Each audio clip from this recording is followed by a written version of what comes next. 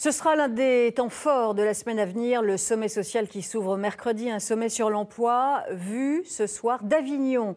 Dans le Vaucluse, ce n'est pas l'endroit auquel on pense lorsque l'on parle hausse du chômage.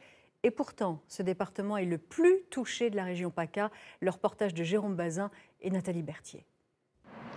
Avignon, une ville plus connue pour son pont, ses murailles et son festival que pour ses luttes sociales. Et pourtant... 5 salariés de famille qui se retrouveraient sur le carreau. C'est injuste.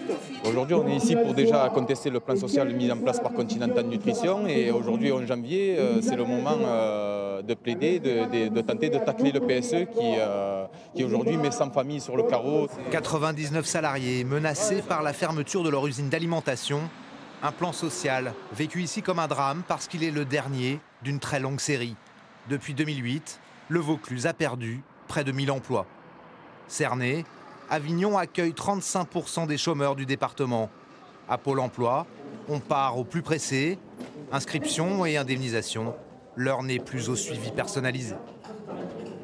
Une augmentation de 10% de chômage sur un an, c'est simplement catastrophique. On a un niveau de qualification et d'éducation très bas, le plus bas de la région PACA, donc peu de mobilité professionnelle et géographique, donc d'où cette augmentation massive du chômage. Principal secteur touché, celui de l'industrie traditionnelle, avec une conséquence grave. Dans le Vaucluse, le chômage des plus de 50 ans a augmenté de 20% en un an. L'imprimerie où Patrick Gentet a travaillé pendant 33 ans a fermé ses portes il y a 2 mois. Il y a une petite équipe qui vient l'entretenir au cas où.